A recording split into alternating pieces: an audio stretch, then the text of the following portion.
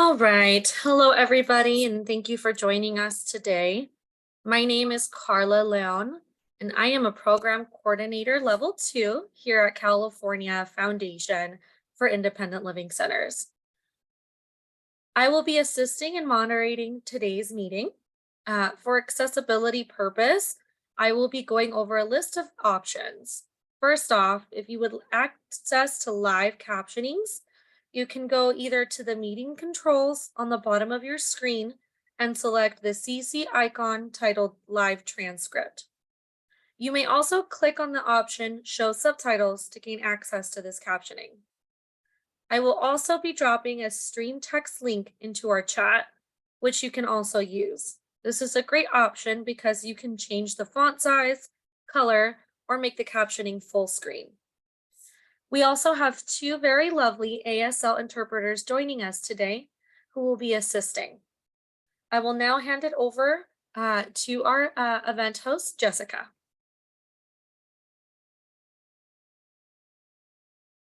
Hello, everyone.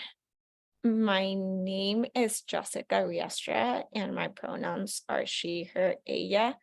I am a Latina woman with brown hair, brown eyes, and I am wearing a yellow sweatshirt that has the Nike logo, and I have kind of a sunset of San Francisco in the background. With that said, today we're going to be delving into quite a few things.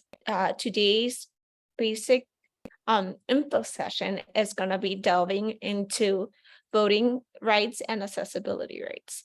We have been collaborating with AAPD through RevUp on creating a presentation that has different organizations across the country working together and making sure that our community has their rights be heard and they know how to be able to fight for their rights and be able to share this information across the board.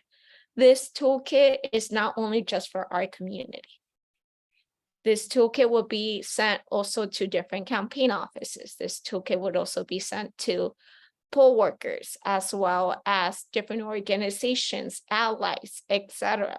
The whole point of this toolkit is to make sure that we have as many people as possible know how they could be advocates, know how they could support our community, know how we can be able to work together to make sure that disability rights is in the forefront, and that when it comes towards elections, we're able to be as accessible as possible, and we can make sure that there's as much representation as possible when it comes towards the voting process. With that said, today I will be sharing a toolkit and I will be going through section by section and being able to delve on different things that we covered. So if you have any questions at whatever point, feel more than free to ask the questions, more than willing to answer, because this is just our first draft. Our whole point is that we wanted to create something for 2023, seeing that we have some special elections that are happening in different states across the country. However, our final draft that we're really working to delve to is the 2024 elections. So there's definitely, we're going to take as much recommendations, as much questions and so on as possible to be able to update that toolkit and be able to send it once again back towards everyone with those additional recommendations that are being made. Beyond that, this is just our current English toolkit. We plan to have more than one toolkit to make sure that we are being as representational and as equitable as possible with as many communities as possible, because our community is very much diverse and very much intersectional, and we want to make sure that as many diverse voices are being heard. So with that, let's start. I'll start by sharing my toolkit.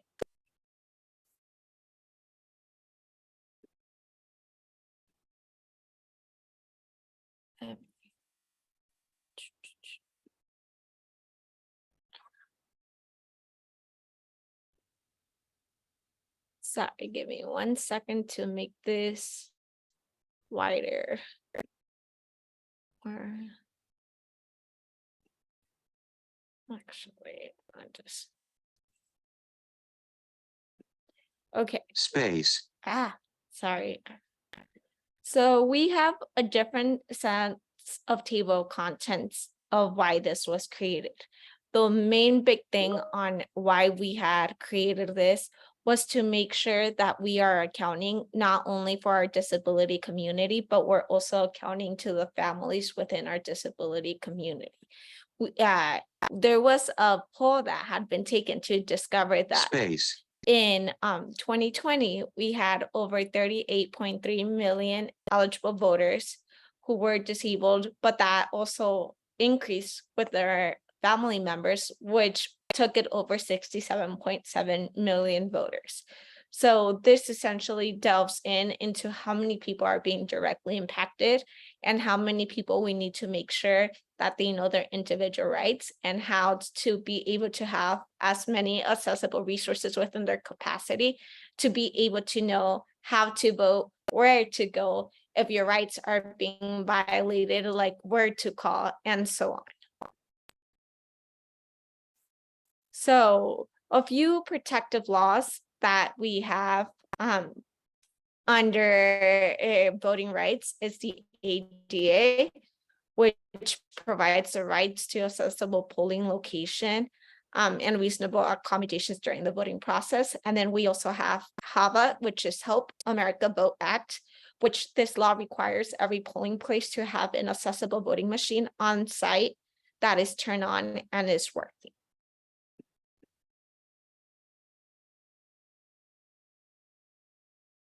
Just quick notes to be able to take into consideration is you have rights to an accessible polling location. We have created different links that are shared within this toolkit so you can be able to know the different individual rights you have per each state. Seeing that this is a national toolkit, we tried to put in different links for as many states as possible so you can be able to know your individual rights per your state. So yeah, this toolkit here specifically talks about the ADA checklist for polling places.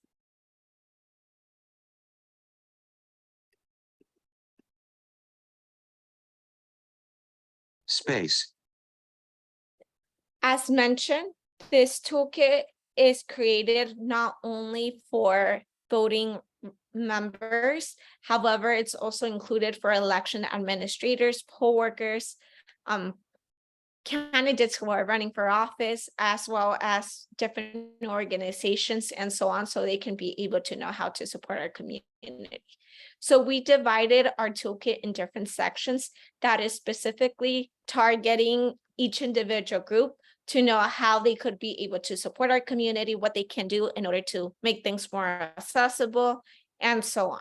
So this first section specifically delves into election administrators and poll workers and how they could be able to interact with voters with disabilities. Pretty much this whole process is delving into how disabled voters are and should be treated like regular voters, and how one can be able to assist them if they were to have any individual questions with accessibility needs. There is a 3-minute video that was created by Disability Rights Indiana on how you can be able to vote and kind of what things are supposed to be within a voting center to make sure that they are following ADA laws and that they are being accessible. With that said, the next section delves deeper into registering to vote.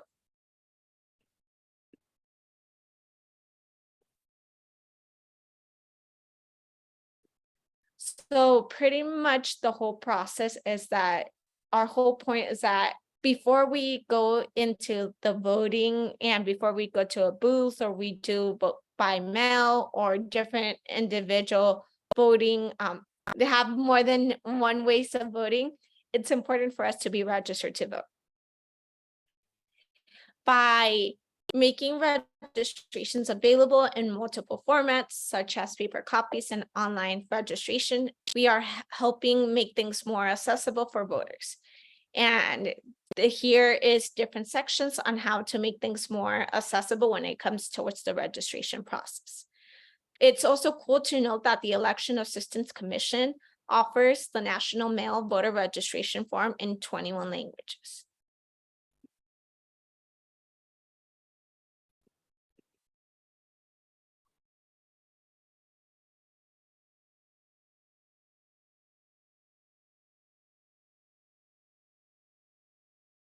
Polling places. So the next section delves in when it makes sure that it is being accessible.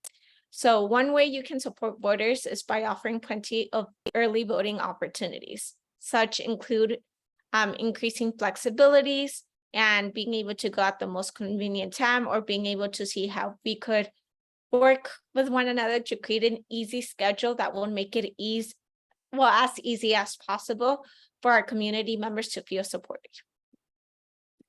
And then this specifically talks about different ways of being able to reach there through public transportation or a ride from a family member, friend, or provider.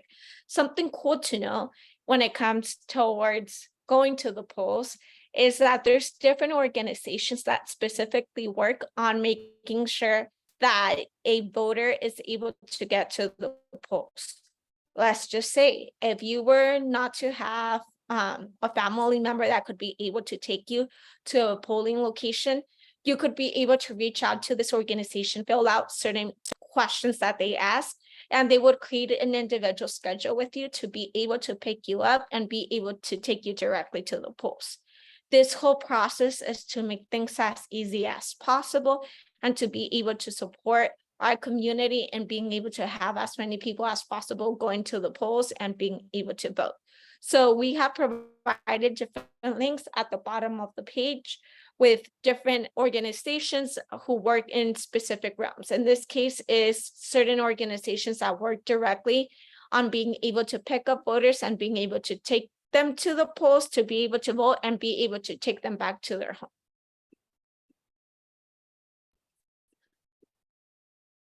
Space.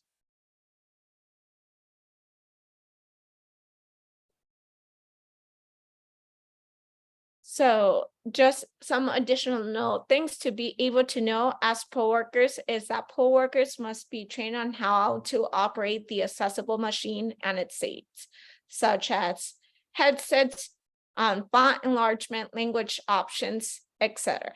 There are several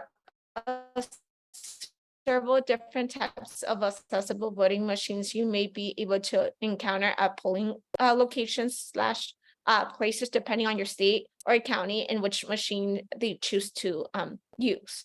Some examples of different machines include Democracy Live, Dominion Voting, Election Systems and Software, and Heart InterCivic.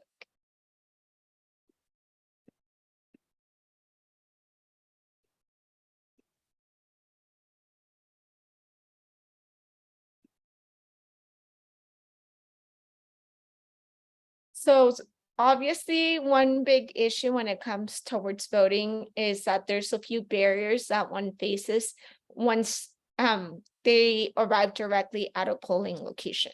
Oftentimes, some of those barriers include parking. Something that the ADA requires is that the access aisle is to be at least 60 inches wide for cars and 96 inches wide for vans. Van spaces can also have access aisle at least to 60 inches of the width of the van. Parking space is at least 132 inches.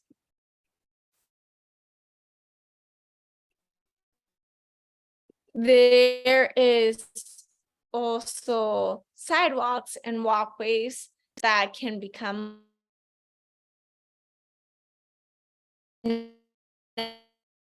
that can be done in order to make sure that this is being accessible and that we are covering AD must be at least 36 inches without RevUp level changes.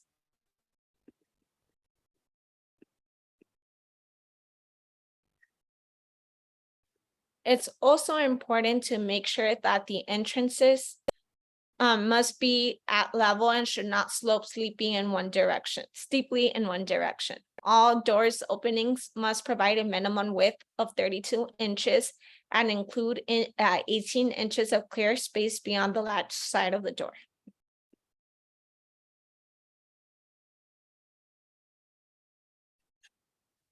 Another thing to be able to cover is hallways. Oftentimes hallways can be large. They could have a lot of people who are going straight to vote and just filled with multiple things such as drinking fountains, coat racks, fire extinguishers, etc. The ADA requires that wall-mounted objects located between wall-mounted options located between 27 inches and 80 inches above the floor may not protrude from the wall more than 4 inches. And lastly is the voting area. Voting oftentimes occur in very small locations and small rooms that are very compacted and have a lot of people within it. So under the ADA, there must be a minimum of 36-inch wide route in and through the voting area. There must also be enough clear space and at least one voting station or booth to allow a voter to use a wheelchair or other mobility device.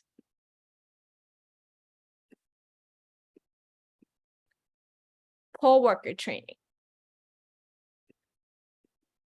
It is really important to make sure that not only are we making things accessible when going directly to a voting location, it's also important to make sure that poll workers are able to be trained and are able to understand different things that can be able to happen once someone comes in to vote. And we created different links with different organizations such as SAVE People First, League of Women's Voters, Rock the Vote, or US Vote Foundation, who have created different trainings to be able to help support poll workers and being able to know how they could be a best service towards any voting right citizen.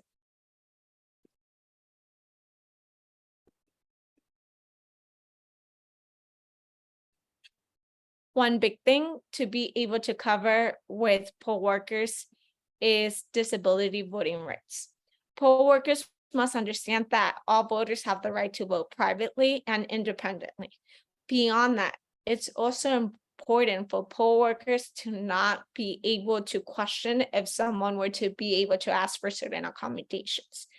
It is important and very crucial to know that there is an invisible disabilities, and oftentimes folks are easy to assume that one may not have or one may have and make assumptions based on what they are seeing. And it's crucial for them to be able to understand that if someone is asking for individual accommodations, that those accommodations are being met.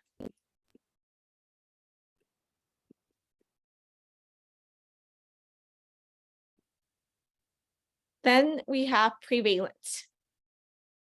It's important to remind election official voters with disabilities constitute a large number of eligible voters in the country.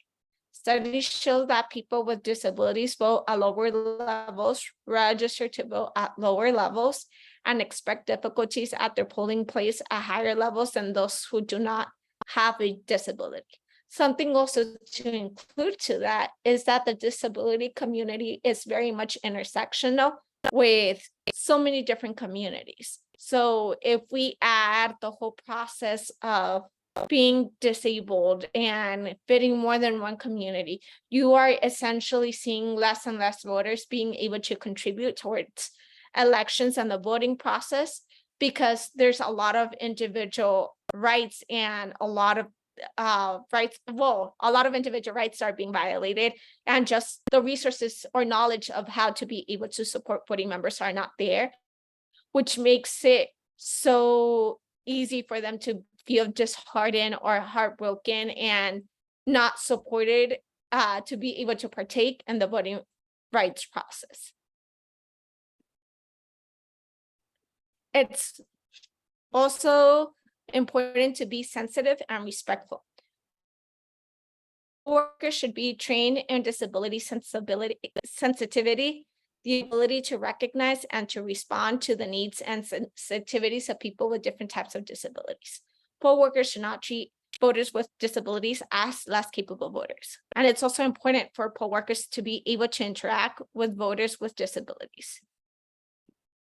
And such examples include using common sense, avoid patronizing words or actions, ask a voter what you can do to be able to be of assistance, communicating with voter and creating any assistance, having interpreters if those were to be needed, or companions. Beyond that, we have voting system access, which poll workers should remember that some voters have disabilities that are not visible, as mentioned, and pretty much is making sure that they are able to meet any accommodation needs that are being asked.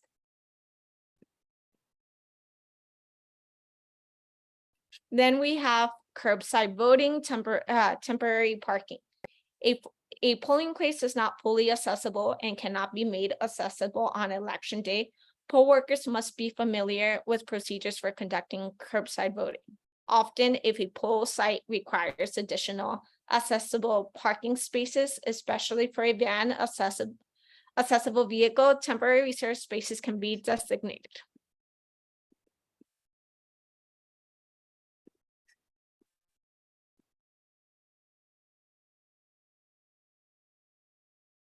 And then our next section would be accessible electronic voting machine or ballot marking device. Space. Sorry, just having issues bringing this down. Oh, no wonder. Oh.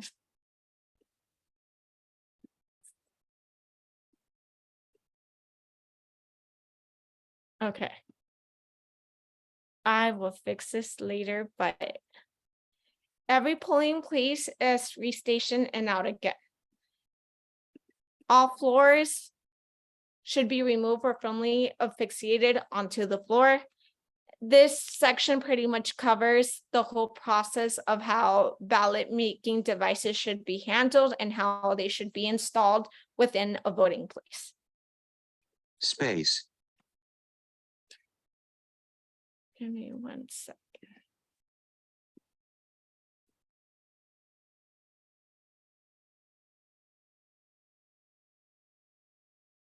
All right.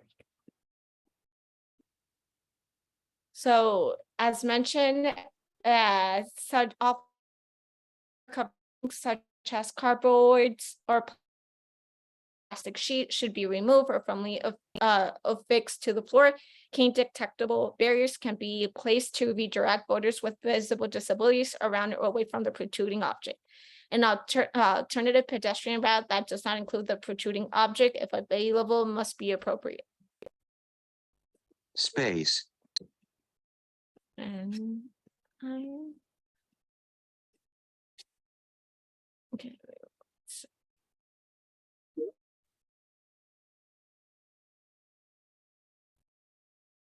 Sorry, I am taking this up instead of down. Space.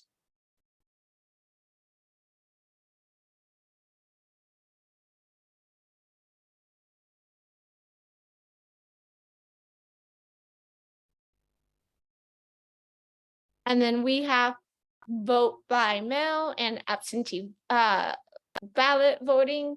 We know that not all states work exactly the same. In California, we are very fortunate that we have vote by mail option where like we have our ballots being sent directly to us to be able to vote. Not all states work exactly the same.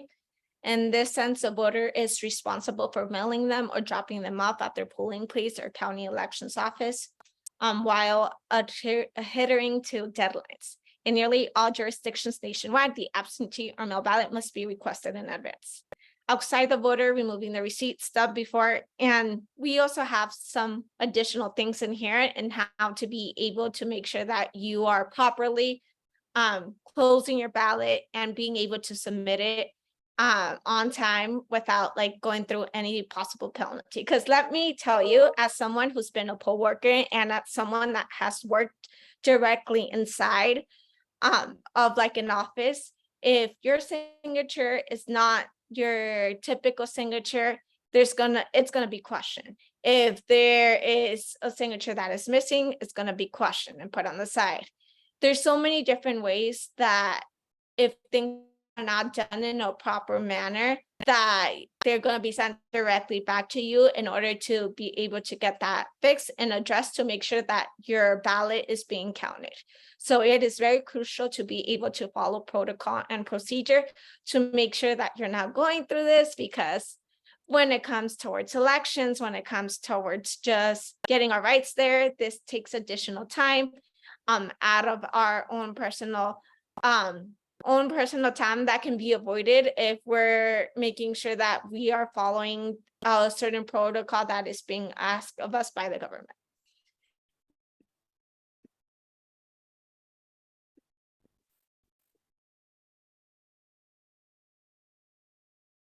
And voter advocacy. Options for accessible votings are continuing to expand for people with disabilities as technology advances, but many improvements remain.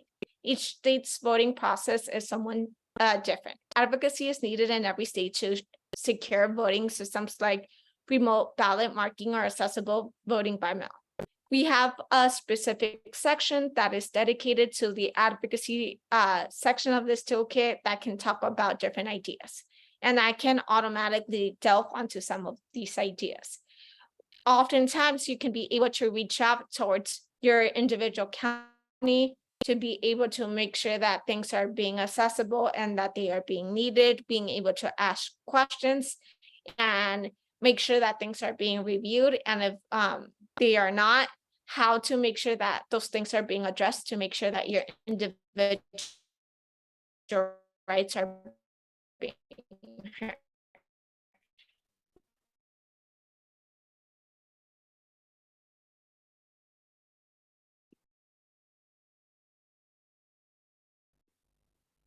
Special circumstances or in jail.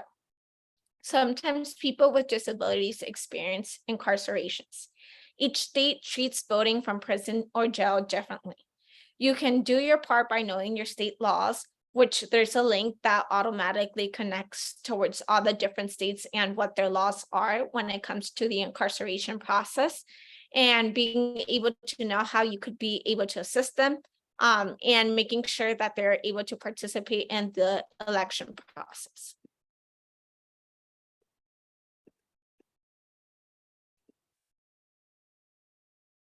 We also have provided an individual guide where you can be able to go directly to that can offer more individual support and how to be able to make sure that each ballot is being counted, or if you are convicted of a crime, how you can be able to partake in the electoral process before or after you were to serve your individual time.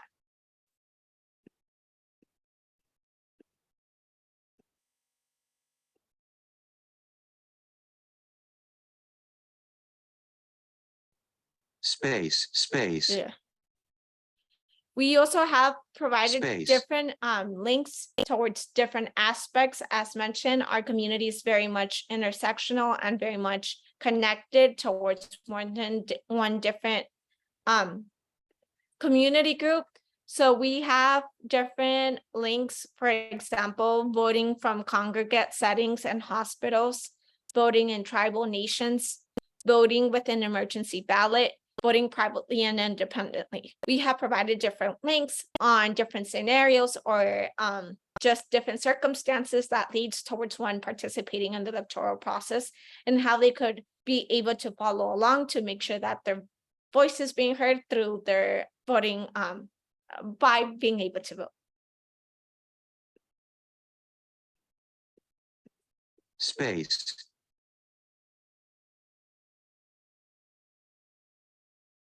And here we go, as we mentioned, some information for voters with disabilities and advocates. We can make sure that we have our rights being heard by being able to have accessibility audits. Beyond casting our ballot, we can be able to reach out towards an election office by completing any type of audit. Most audits are based on the ADA checklist for polling places.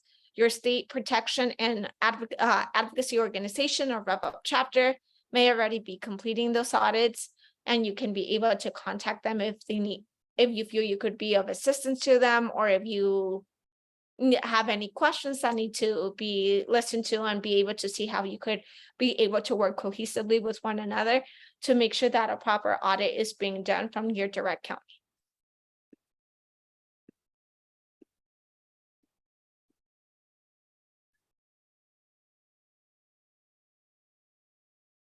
Sorry, this is going.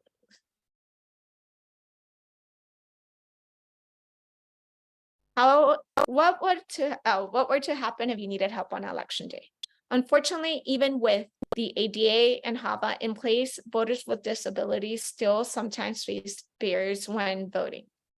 We have added different hotline links, as well as a link to connect directly to your elections office to be able to call them if you were to have any concerns, or if you were to be going through a direct problem when voting, and so on. So we have created there, like if you call 1-866 our vote, that would be if you have any issues or concerns regarding election day, call 888 VY Vota for bilingual and Spanish English. We have 888 API vote, that would be specifically for English, Chinese, Vietnamese, Korean, Bengali, Urdu, Hindi, or Tagalog. And then call Yale Vote, which is specifically for English and Arabic assistance. We also have created different links that connects you directly to your protection and advocacy organization, or the ARC of the US Voter Support Service.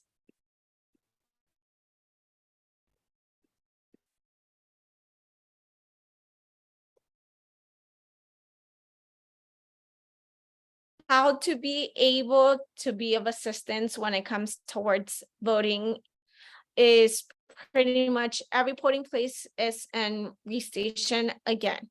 And then this is pretty much covering if the poll worker says you can't vote, how to be able to address that in a proper format. If the poll worker asks for your guardians, how to be able to address it. We have provided different examples if you were to be going through different scenarios with the poll worker, and where they're not being accommodating and where they're not being supportive and so on, to be able to address things in the best possible manner to make sure that your vote is being counted on the day that you go out and vote. And then how to vote. We have added some information regarding here, such as voter ID requirements, space, which Vote Writer offers information for all 50 states and the District of Columbia about what voter ID is. Each card provides a breakdown of the voter ID requirement in their specific state. We have another example of different ways to vote. As we have seen throughout history, we have been able to get a deeper understanding of different ways that one can be able to vote.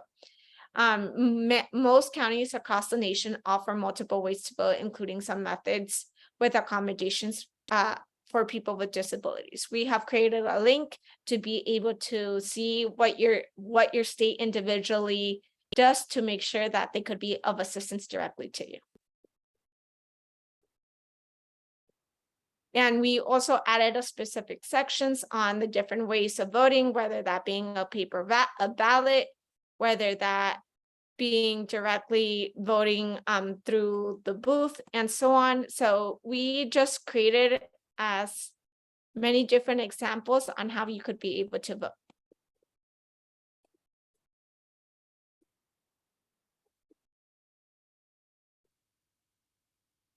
We also have added different voting, how you can be able to vote in special circumstances, such include voting while houseless.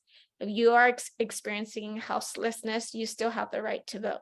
The U.S. interrogacy of on Homelessness has a step-to-step guide on how to be able to help you and how you can be able to register to vote, determine which method works best for you, and learn what is on your ballot. When you register to vote, you may be asked for a specific address. You can use the shelter address where you are able to receive mail, or use the National Voter Registration Form to mark a street corner instead of a specific address. The National Voter Registration Form is accepted by all states. And there's also different things that you can be able to do in creating different accounts with different organizations that would help support you and take you step by step to make sure that you're able to vote.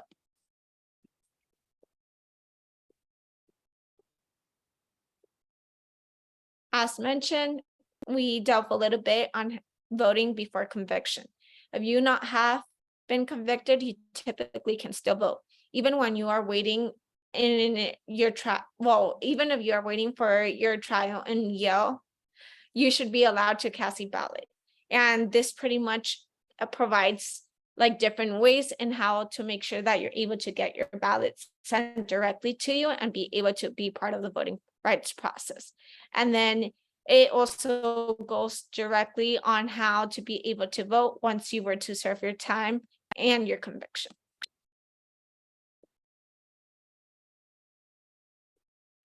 COVID-19.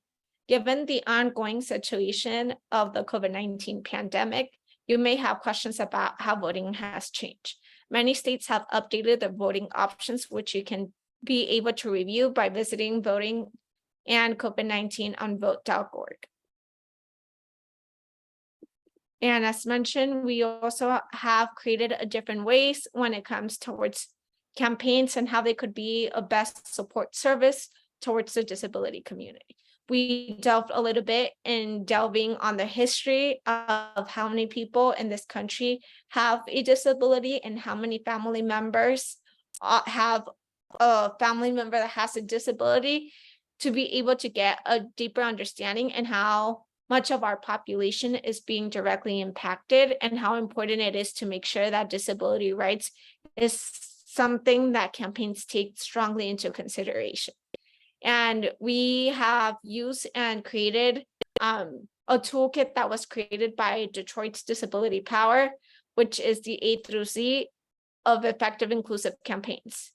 And it is also very important to note, many campaigns oftentimes do not take disability rights into consideration, and it's important for them to start being held accountable to make sure that they are being supportive of all of our communities. Beyond that, it's how they can be able to build partnerships and being able to create a better support system and a better support service for our disability community. Focus on community inclusion and how we can be able to be a best service, and how they could be able to do things once they are televised, once they are on the radio, etc., how they can continuously be able to promote disability rights to make sure that disability rights becomes a foundation and an important discussion item when it comes towards running for office.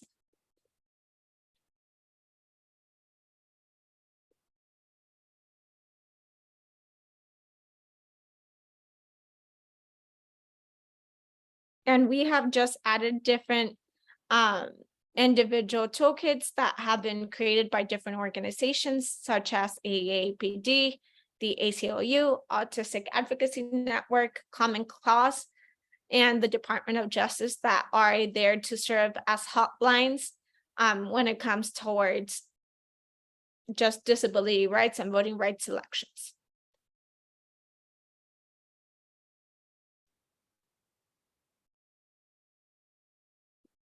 And that is pretty much all. But before I continue, before, if anyone has any questions, it is important to state that this is not the final draft. Currently, we are doing some edits to be able to have submitted to different states, because we have a lot of different states across that country that are having special elections this November. We are working on having a finalized version for 2024 selections. So I will be sharing this toolkit with everyone. I am sharing a copy. If you have any questions, if you have any edits that need to be made, or any reservations or so on, feel more than free to edit them, feel more than free to email me, just to be able to ask for that. That way we can be able to take that into consideration for next year. Beyond that, currently we are working on this English version. I'm working on the Spanish version with AAPD. Hopefully we could be able to have the official ones for English and Spanish be out by sometime in October. In addition to that, like for Spanish, we are going to be doing a Spanish info session, and we're also going to have different partner organizations such as Mi Familia Vota, Voto Latino, to be able to partake in that discussion, to be able to delve deeper into how to vote and like kind of like why know your rights and so on, through the process of different organizations that work directly in the voting rights process. Beyond that, we are also working for 2024 and being able to create different toolkits in more than one language. We are working on creating an ASL toolkit for 2024, and we're slowly going to try to integrate different languages to be as supportive as possible and be as equitable as possible to different communities. We are also more than willing to take in more folks to be able to join our committee.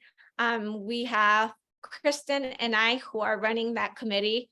It's a very small committee, but would love to be able to have more people be able to join.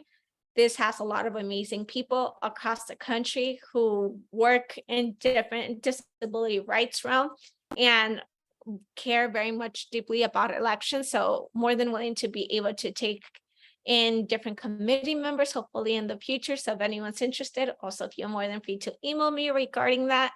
We're trying to not make everything as accessible as possible, be able to address more than one issue, and how to be accessible and how to be equitable and inclusive of different communities who partake in the disability community. And we are more than free to take any recommendations at any time. We genuinely worked hard on getting this done within like a month and a half. So yeah, that's the work that we have done. There's a lot of work yet to be done. So hope y'all can be able to enjoy and feel more than free to reach out at any time if you have any questions, concerns, comments, etc. More than willing to take in any individual recommendations. Thank you so much, Jessica, and everyone for all of your thoughts and participation. With that, it looks like our time is concluded.